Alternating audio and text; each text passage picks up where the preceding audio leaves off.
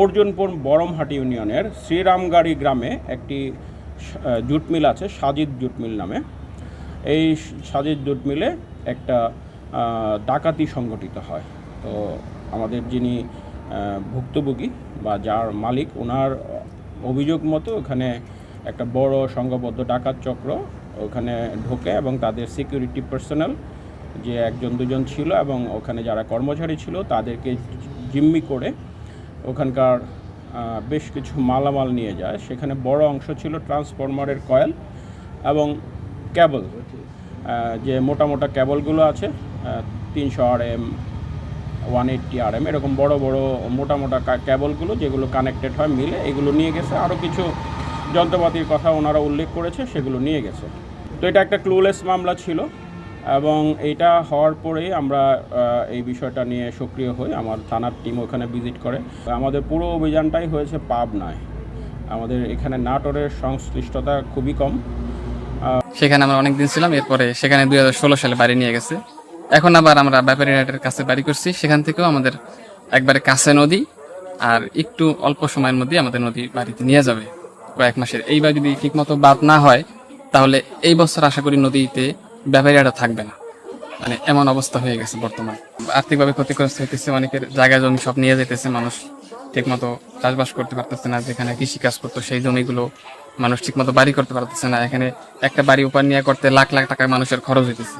আমরা এই নদীর কবলে আছি আজ থেকে 50-60 বছর আগে থেকে।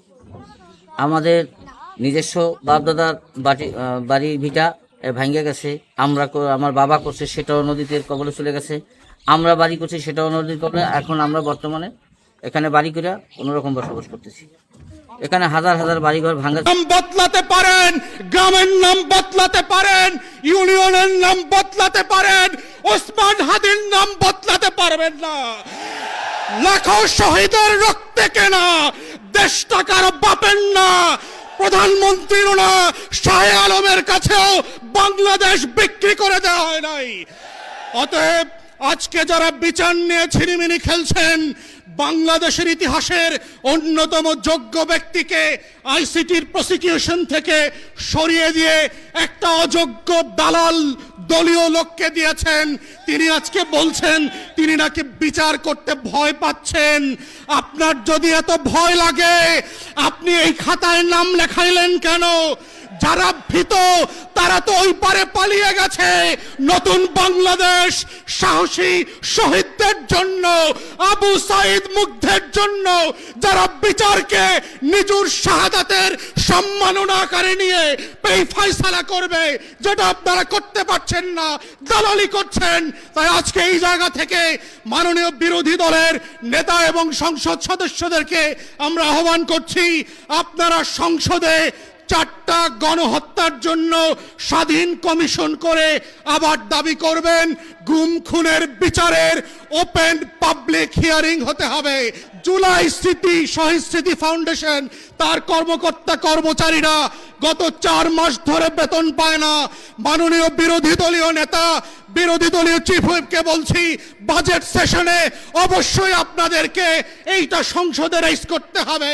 কোটি কোটি লক্ষ লক্ষ কোটি টাকা লুটপাটের বাজেট হয়।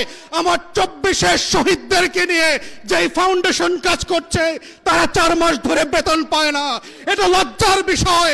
লজ্জা হওয়া দরকার সরকারি দলের, যাদের রক্ত দিয়ে আপনারা ক্ষমতা এসছেন। আমরা সেই দিন বদলের রাজনীতি করতে চাই। মাথায় রাখবেন, বিমান কিন্তু সকল প্যাসেঞ্জারের জন্যই টিকিট কেটে দেয়। মনে রাখবেন, শুধু একটা ফ্লাইট চলে গেছে বলে নতুন কোনো ফ্লাইট হবে না, সেই দিন কিন্তু হবে না। আপনারা ভুল করবেন, আপনাদের জন্যও আবার বিমান রেডি করা হবে জনগণের টাকা এবং রক্তে। যদি সেই দিনটা না চান, বাংলা